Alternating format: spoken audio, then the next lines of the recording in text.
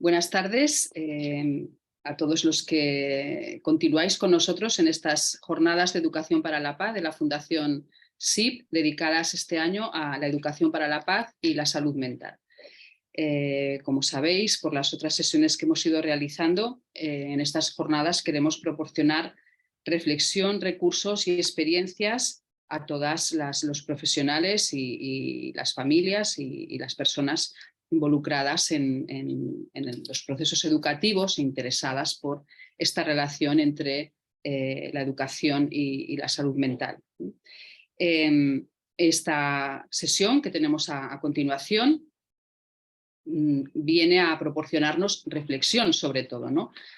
Alejandro Martínez es educador social, doctor en Historia de la Comunicación Social y profesor de Educación Social y Trabajo Social en el Centro Superior de Estudios Universitarios de La Salle, también es investigador, es un centro adscrito a la Universidad Autónoma de Madrid y supervisor, consultor y formador en equipos profesionales socioeducativos sobre temas pues, tan importantes, tan necesarios como la gestión de equipos, la intervención con grupos en entornos socioeducativos y también socioterapéuticos. Hemos tenido la suerte de contar con Alejandro en distintas actividades de la Fundación SIP. Esta es una más pues, en la que disfrutamos y aprendemos con su experiencia y con su saber. Entonces, cuando quieras, Alejandro, tienes la palabra. Muy bien, pues muchísimas gracias, Luna, por la presentación, también por la invitación, que ya, bueno, pues forma parte de una relación colaboradora que emprendimos hace unos años y que estoy encantado de mantener con la Fundación. Así que, bueno, pues hoy mi idea era, ¿no?, atender un poco la invitación que se me hacía desde el seminario a la hora de abordar una cuestión que tiene una relevancia seguramente cada vez más trascendental por los datos que nos llegan, ¿no?, de las circunstancias y la situación de la infancia y la juventud, y que tiene que ver precisamente con su acompañamiento socioeducativo, considerando esta dimensión o estas dificultades de salud mental que se están presentando ahora de una forma tan relevante, ¿no?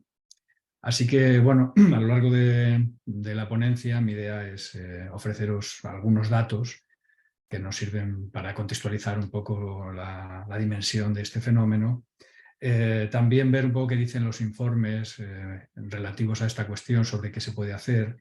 Y a partir de ahí, pues me gustaría añadir, ¿no?, algunas contribuciones con respecto a lo que podemos sumar a la hora de pensar sobre nuestra práctica socioeducativa y en qué medida podemos orientar o incorporar algunos aspectos que puedan ayudar a los chicos y a las chicas con los que trabajamos en diferentes contextos educativos a que, bueno, atiendan o superen estas dificultades que son tan preeminentes, ¿no? Así que, bueno, si os parece voy a ir, ¿no?, señalando esta primera parte sobre los datos que considero que pueden ayudarnos a pensar sobre la dimensión de este fenómeno y que están recogidos en algunos informes. Yo voy a aludir fundamentalmente a los de la Organización Mundial de la Salud y también a una organización que se llama Save the Children, que imagino que conoceréis, y cuyos informes también nos ayudan a tomar la medida del problema, ¿no? Bueno, con respecto al punto de partida, ¿no?, hay tres aspectos, ¿no?, que podemos subrayar que nos dan a pensar sobre en los problemas de salud mental, ¿no? Por un lado, como figura ahí en la presentación, ¿no?, se puede ver cómo en el mundo 1 de cada 7 jóvenes entre 10 y 19 años padece algún trastorno mental, o un tipo de trastorno que supone el 13% de la carga mundial de morbilidad en ese grupo etario. También que la depresión, la ansiedad y los trastornos de comportamiento se encuentran entre las principales causas de enfermedad y discapacidad entre los adolescentes, que el suicidio es la cuarta causa de muerte entre los jóvenes de 15 a 29 años y que el hecho de no ocuparse de estos trastornos en la adolescencia tiene consecuencias severas que se extienden a la edad adulta, perjudican la salud física y mental de la persona y restringen sus posibilidades para llevar una vida plena en el futuro. Teniendo en cuenta ese dato, si aterrizamos en la situación española, pues ese índice de porcentaje de afectación alcanza el 14,4, ¿no?, del porcentaje de menores de 20 años con algún tipo de trastorno mental, según indica Save the Children. También hay una circunstancia que añade pues algún aspecto valorativo a toda esta dimensión, que tiene que ver con la incidencia que ha supuesto la COVID y que ha hecho que, bueno, paradójicamente se hayan aumentado, ¿no?, con respecto a las fechas anteriores a la pandemia, precisamente estas estadísticas, estos datos, ¿no? Y dentro de ese aumento llama la atención, ¿no?, una dimensión que nos ayuda a tomar la medida de cómo está incidiendo en la infancia, ¿no? Este informe dice que si en el 2017 un 19% de padres y madres entendía que sus hijos e hijas tenían muchas preocupaciones, ahora ese porcentaje ha aumentado al 30%, ¿no? Y en ese sentido dice que la pandemia ha traído a la vida de los niños, niñas y adolescentes nuevas preocupaciones, miedos e infelicidad, ¿no? Esta es una cuestión que nos ayuda seguramente a entender un aspecto muy asociado a los problemas de salud mental, que tienen que ver con las dificultades para habitar el mundo, ¿no? Y la angustia y la ansiedad que supone hacerle frente, ¿no? Y en ese sentido, el hecho de que los chicos y las chicas tengan esos niveles de preocupación en edades tan tempranas, pues nos puede poner en la pista también de algunos de los motivos por los cuales están aumentando esos datos de diagnóstico sobre los problemas de salud mental, ¿no? Diremos también, además, que hay otra variable que nos ayuda a entender la dimensión del fenómeno y dónde afecta más. Como en muchos otros aspectos, también aquí, ¿no?, la renta, ¿no?, el nivel socioeconómico, pues es un indicador o un aspecto que contribuye a, podríamos decir, en el perjuicio de la población que se encuentra en ese rango, ¿no? En concreto, ¿no?, del 14% de población infantil o juvenil que está en el rango del que hemos hablado, el 12,8%, como veis ahí, de ese 14%, se centra en población, ¿no?, de renta baja, ¿no? Por tanto, hay dos aspectos que a la hora de intervenir en contextos socioeducativos pues ya nos dan una medida de algunas de las cosas que tenemos que tener en cuenta y que aproximan o nos hacen conscientes de un problema que hay que atender particularmente, sobre todo si estamos en recursos donde las personas o los niños y las niñas están en una situación socioeconómica más agravada, ¿no? Porque eso añadirá, podríamos decir, algunos elementos a considerar más para entender las dificultades que tienen que afrontar, también las de carácter psíquico, ¿no? Dicho lo cual, ¿no?, seguramente uno de los datos que más alerta sobre esta situación tiene que ver fundamentalmente con el suicidio, ¿no?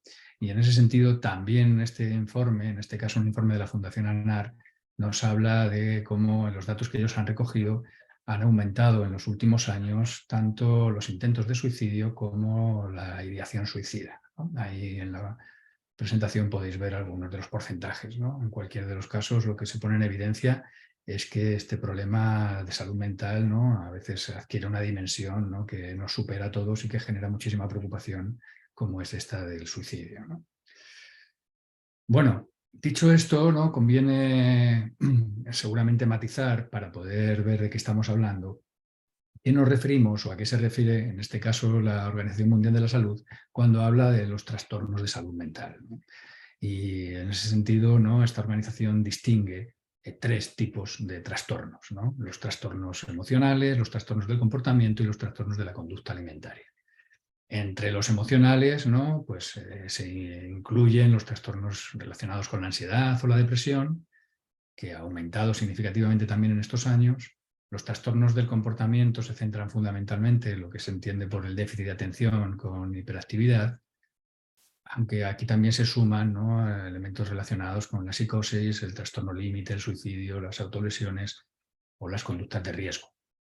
Y finalmente, los trastornos atribuidos a la conducta alimentaria pues engloban lo que conocemos como anorexia, la bulimia y también otro tipo de trastornos no especificados también relacionados con esta dimensión, ¿no? Así que podemos decir que esta sería, como decir, el mapa de dificultades a las que se enfrenta, podríamos decir, la población con respecto a los problemas de salud mental que le pueden acaecer, Y en ese sentido, los informes que dan cuenta de esta realidad y también del aumento de datos, en este caso el último publicado por Save the Children, subraya fundamentalmente que tenemos dos problemas, podríamos decir, o dos dimensiones a las que habría que prestar atención significativamente. Por un lado, indican que tenemos un problema de sobremedicación, ¿no? Hay datos muy específicos, pero en síntesis, ¿no? Podemos recoger la afirmación de que España lidera el consumo mundial ilícito de ansiolíticos, de hipnóticos y de sedantes, ¿no? Y que en ese sentido, ¿no? Los aumentos que se han producido en los últimos años son muy relevantes, muy relevantes. Como un ejemplo de un estudio que se hizo en Quebec, ¿no? Nos indicaba que el número de estudiantes de secundaria con trastornos psicológicos aumentó en el 21%, ¿no? Entre el 2010 y 2011, a un 29% en el 2017, ¿no? Y en otras circunstancias, ¿no? La proporción de adolescentes diagnosticados de TDAH en ese periodo pasó de 13 al 23%, ¿no? Vemos en cualquier caso que hay un índice de diagnóstico y también de atención a ese diagnóstico a partir de la medicación que es muy preocupante y lo es particularmente en nuestro país. Bueno, esa es una de las dimensiones que denuncia este informe. Y la otra, ¿no? Tiene que ver con subrayar algo que puede parecer obvio, pero que por ello no deja de ser importante, y es entender que la detección y la prevención de estos problemas pues son fundamentales. Obviamente, ¿no? El informe dice que la intervención en contextos educativos es fundamental y la prevención en edades tempranas, así como la intervención en la adolescencia, es una prioridad. Dice, por ello, es imprescindible desarrollar programas que tengan en cuenta la salud emocional del alumnado. Bueno, nos encontramos, por tanto, ante una problemática y también ante una necesidad, ¿no? Y eso automáticamente, podríamos decir que está señalando el reto que se pone por delante de las instituciones educativas y también de los educadores y las educadoras, ¿no? Que es hacer frente en su intervención o las acciones que promueven a esta problemática concreta que afecta cada vez más al alumnado o a las personas que tienen que atender, ¿no? Así que, de hecho, ¿no? Estos informes vienen a subrayar también que para poder atender esta circunstancia se requieren algunas cosas, ¿no? Ellos destacan fundamentalmente que entre lo que se requiere es formación para el personal educativo y sanitario, la implementación de programas dirigidos a la promoción de la salud, la relación e incorporación de protocolos específicos para atender las situaciones de emergencia o la detección de problemáticas graves en esta población. Y en ese sentido también, ¿no? Poner en marcha dispositivos de atención urgente, ¿no? Más eficaces para poder atender, ¿no? Las problemáticas que pueden surgir con cierta emergencia, ¿no? Finalmente, ¿no? Entienden y subrayan que es importante promover entornos y redes sociales favorables y que esto lleve a implicar a toda la comunidad, ¿no? Esta es un poco la síntesis de algunas de las propuestas que entienden que deberían de tenerse en consideración para abordar esta dificultad, entendiendo fundamentalmente que con ello se conseguiría, pues, por un lado, fortalecer la capacidad para regular las emociones de esta población, potenciar las alternativas a los comportamientos de riesgo, desarrollar la resiliencia para que gestionen situaciones difíciles adversas o dotar a esta población de estrategias para enfrentar el malestar psicológico, la tristeza, la baja autoestima, la ansiedad, bueno, todos estos fenómenos que hemos visto, ¿no? De hecho, para ello, ¿no? Subrayan que se requiere intervenir, pues fundamentalmente haciendo algunas cosas como promover la psicoeducación, crear programas de reducción del estrés, promover grupos socioterapéuticos en el ámbito escolar, fomentar hábitos de vida saludable, promover programas de apoyo a la crianza o fortalecer apoyos sociales, priorizando aspectos relacionales, familiares y educativos. Bueno, esto hasta aquí que tenemos es lo que dicen los informes, ¿no? Podríamos decir que nos permiten tomar el pulso a una problemática y también a las respuestas que se están señalando o recomendando para atender a esa dificultad, ¿no? Así que, ¿qué podemos añadir nosotros, ¿no? ¿O qué podría, ¿no? añadir yo a lo que señalan estos informes? Bueno, hay algunos aspectos que a mí me parece que nos pueden ayudar a pensar detenidamente y también desde nuestro rol de educadores a esta dimensión, ¿no? Y en ese sentido podríamos decir que algunos indicadores que se pueden subrayar y que nos pueden ayudar a pensar sobre esta dimensión son, bueno, por un lado, que estos síndromes a los que nos estamos refiriendo no son enfermedades como tales, sino que son un conjunto de sintomatologías relacionadas con el sufrimiento y hay que poderlas ver desde esa dimensión. Que los fármacos con los que se tratan no curan, sino que únicamente mitigan esa sintomatología. Que se trata de experiencias y manifestaciones que, aunque con aspectos comunes, son propias de cada sujeto y que el lugar que nos corresponde a nosotros y a nosotras como educadores, si queremos contribuir a contener o reducir el sufrimiento que entrañan, es el de acoger y abordar, podríamos llamarlo así, el enigma del conflicto psíquico, que es el conflicto que asiste a cada sujeto en particular. A este elemento es al que me gustaría que nos pudiéramos referir, ¿no? Aunque sea unos minutos, porque creo que conocer, identificar las claves de este conflicto nos pueden ayudar a pensar y a entender cómo debemos acompañar o qué tenemos que tener en cuenta a la hora de observar a los chicos, a las chicas con los que trabajamos habitualmente, ¿no? Así que en ese sentido podríamos decir que yo voy a intentar distinguir 8 ideas que nos pueden ayudar a entender de qué hablamos cuando nombramos esto que se puede englobar dentro de ese concepto del conflicto psíquico, ¿no? Así que vayamos con cada una de esas 8 ideas, ¿no? Bueno, la primera sería, ¿no?, que es el conflicto psíquico al que nos queremos referir. Es propio de los seres humanos y de su condición inmadura en su nacimiento y dependiente de figuras adultas que le asistan. Por tanto, podríamos decir que en la medida, ¿no?, en que venimos al mundo desasistidos y dependientes de figuras de cuidado, pues, bueno, en sí mismo ese hecho nos sitúa ya ante un conflicto, ante este conflicto psíquico, ¿no? Un conflicto psíquico que nos habla del no saber cómo vivir fruto de nuestra falta de instinto, ¿no? A diferencia de los animales, como sabemos, ¿no?, los animales, podríamos decir, saben cómo vivir. Cuando nacen, ¿no?, saben a dónde acudir y no entran, podríamos decir, en dudas, ¿no?, o en reflexiones sobre los actos que van a llevar a cabo. Actúan por instinto. Nosotros no hacemos eso. Cada uno de los actos que queremos llevar a cabo está atravesado de una duda y de una incertidumbre sobre si son o no apropiados, ¿no? Por tanto, eso tiene que ver con que no sabemos cómo hacerlo. Intentamos hacer las cosas como creemos que deben ser y siempre dudamos de si es el modelo más acertado, ¿no? También, ¿no?, que esta circunstancia está directamente relacionada con la angustia que tiene que ver precisamente con este no saber, ¿no? Con el hecho de pensar que podemos estar equivocados en lo que hacemos y también con el hecho de que como seres dependientes y necesitados de los otros, la soledad es un elemento al que asistimos con mucho miedo, porque, bueno, hay una asociación directa seguramente entre la soledad y estar desvalido, ¿no? Así que eso también juega un papel importante en nuestra forma de estar en el mundo.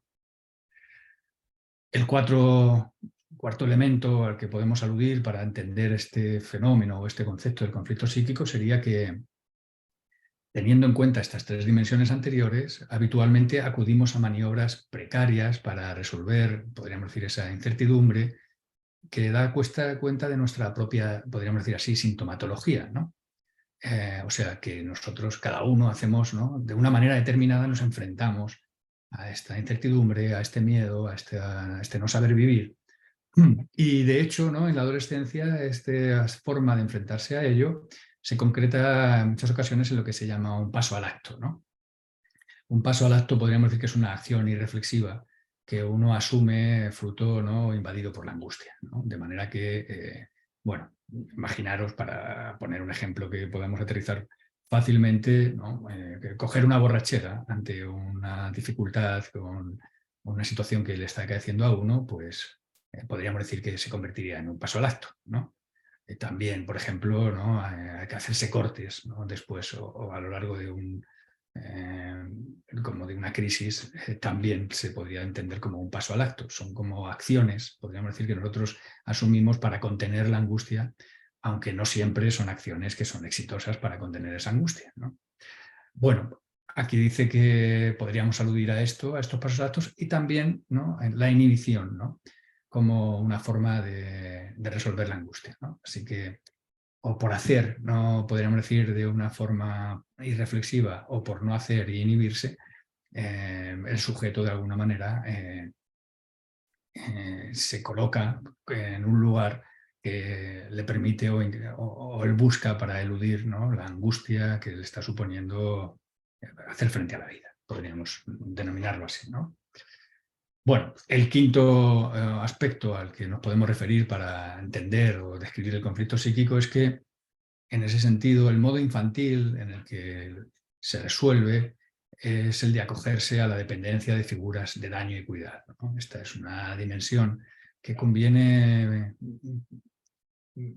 a la que conviene prestar atención, porque, bueno, forma parte, podríamos decir, de un proceso casi inevitable, ¿no? El hecho de que, como somos seres necesitados de la asistencia del otro, atribuimos, podríamos decir, la capacidad de asistirnos a la capacidad de dañarnos. Podríamos sintetizarlo en la medida en que entendemos que solamente aquel que me puede dañar mucho es el que, por otro lado, va a poderme acoger, ¿no?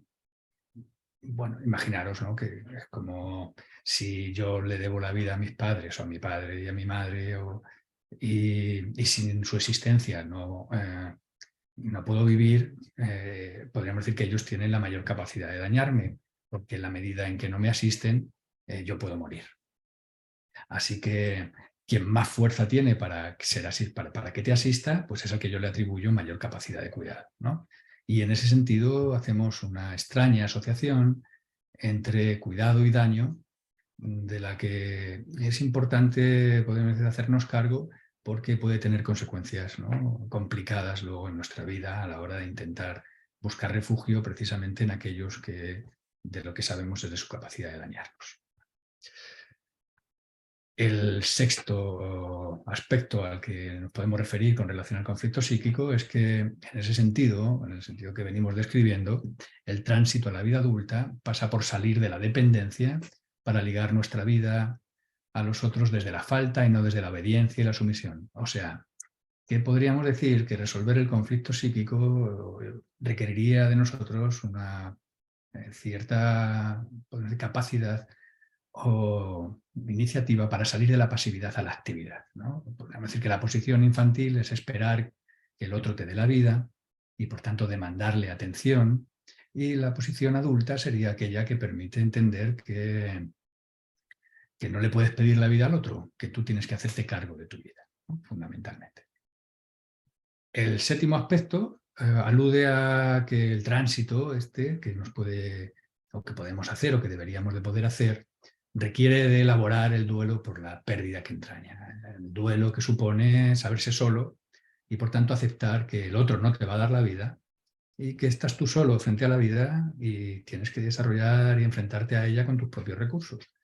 Y eso es un elemento importante para no condenarte, ¿no?, a una afiliación que te permita garantizar la vida.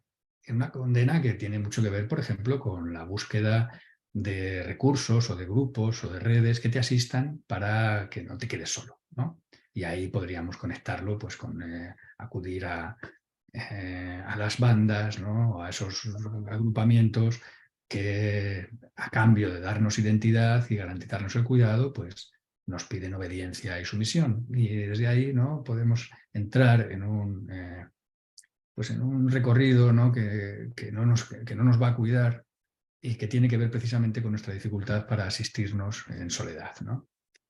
Bueno, el último aspecto que está relacionado con este elemento que alude al conflicto psíquico sería que ese duelo que corresponde o que deberíamos de poder hacer contacta con la posibilidad de acoger al otro y su falta. Y ese también es un aspecto interesante, porque supone y nos permite entender que mientras yo no haga el duelo de esa pérdida, mientras yo no pueda sostenerme en soledad, tampoco voy a poder cuidar, porque lo único que voy a esperar de los otros es que me cuiden a mí, ¿no? Así que, bueno, la necesidad y la posibilidad de poder atender a ese duelo es algo fundamental para que los sujetos, ¿no?, nos podamos desarrollar cuidando y atendiendo a los otros, y no siempre demandando que nos atiendan los otros, ¿no? Esa sería un poco la doble dimensión, ¿no? Así que, teniendo en cuenta estas 8 variables, ¿cómo las podemos aterrizar o qué aspectos nos ayudarían o podríamos tener en cuenta en nuestra práctica cotidiana como educadores o educadoras? Bueno, pues voy a asistir, si os parece, a comentaros algunos de esos aspectos que nos puedan ayudar a entender en qué medida estas variables vinculadas con el conflicto psíquico pueden ser consideradas y atendidas desde nuestra propia acción. Y cómo en la medida en que nosotros podemos ayudar a los chicos y a las chicas a resolver ese conflicto, pues estamos siendo una herramienta que les puede ayudar a crear mundo propio y a asistir, podríamos decir, a sus dificultades sin tenerse que quedar atrapados podríamos decir, en una angustia que en muchas ocasiones va a desencadenar parte de los síndromes a los que nos hemos referido y que aluden a las dificultades de salud mental, ¿no? Así que, bueno, podríamos decir, por tanto, que una de las cosas que podríamos tener en cuenta es que en cualquiera de estos u otros casos conviene no perder de vista la premisa de que, por un lado, un tipo de sociedad promotora del individuo o del individualismo y a la vez destructora de la intimidad y de la subjetividad, constituye un marco que favorece la pobreza de recursos psíquicos y de encuadre para tratar el desvalimiento traumático de cada uno. Bueno, esta es una afirmación de Francisco Pereña, que es un autor del que hemos bebido particularmente para atender estas circunstancias a las que me estoy refiriendo, y que habla básicamente de que, más allá de lo que podamos hacer, una de las cosas que no podemos perder de vista es que esto está pasando porque tenemos una sociedad que lo está alimentando, ¿no? Esto no quiere decir que no haya otras cosas que tener en consideración, pero desde luego no podemos, ¿no?, renunciar a entender también esta dimensión, ¿no? Así que nuestro modelo social precisamente hace algo que es paradójico con respecto al reto que nosotros tenemos como educadores, y es que destruye aquello que luego a nosotros como educadores nos encargan tener que reconstruir, ¿no? O sea, un modelo social que crea individualismo y que luego nos pide o que exige que haya recursos para que la gente no viva aislada, ¿no? Un modelo social que de alguna forma no promueve que las soluciones están vinculadas al consumismo, pero que sin embargo nos obliga o nos propone que la solución o la respuesta a las dificultades de la gente tiene que ver con que haga vida en comunidad.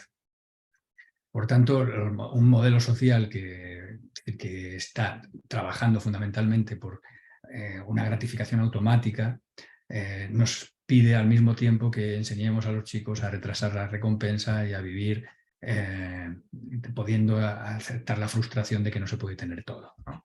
Bueno, está todo lleno de contradicciones, como podemos ver, y es importante que lo podamos tener en cuenta si queremos tener una visión que vaya más allá de entender que tenemos unos niños con dificultades o unas niñas con dificultades, ¿no?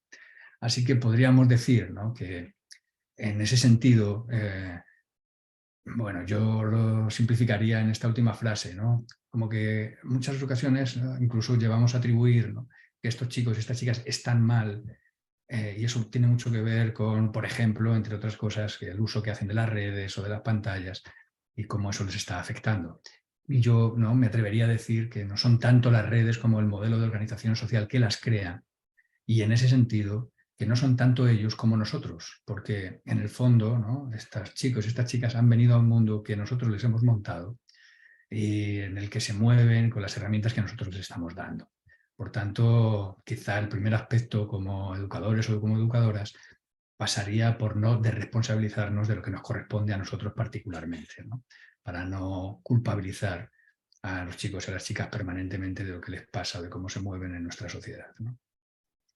A partir de ahí también podríamos decir que nuestro papel, ¿no?, yo entiendo que pasaría por acompañar y favorecer la experiencia que estos chicos, estas chicas deben de tener para formarse como sujetos, ¿no? Y que lo que supone o lo que requiere eso de salida de la dependencia de la que hemos hablado, de esa posición pasiva, victimista respecto de la vida, ¿no? Esto que tiene que ver con intentar ayudarles a que dejen de pedir al otro que se haga cargo de su vida, ¿no? Poder empezar a decir, no, mi vida y las riendas de ella las puedo tener yo, vamos a ver con qué recursos lo hago y que no pase todo porque haya un otro que me dé la vida. Porque si todo depende de que haya un otro que me dé la vida, en cuanto ese otro no está, uno se llena de angustia y en esa angustia puede, ¿no?, acudir a acciones irreflexivas, a veces, ¿no?, que hablan de su precariedad para sostenerse en soledad, y que van a llevar a esos actings a los que hemos hablado, o a esos, podríamos decir, a esas respuestas que están muy vinculadas con los trastornos psíquicos, ¿no? Así que, bueno, quizá un elemento sería que puedan desarrollar o ayudarles a desarrollar y acompañarles para que puedan sostenerse en soledad y no necesiten tanto de un otro que les dé la vida, ¿no? Quizá un otro del que acompañarse, eso sí, pero no tanto del que depender para vivir. Así que desde ahí, ¿no?, nuestro papel, un aspecto importante que nos puede ayudar a afrontar nuestro trabajo, es que tenemos que poder escuchar la angustia y el sufrimiento que hay detrás de los actos de estos chicos y estas chicas, y que eso requiere que nosotros no nos angustiemos más todavía que ellos, ¿no?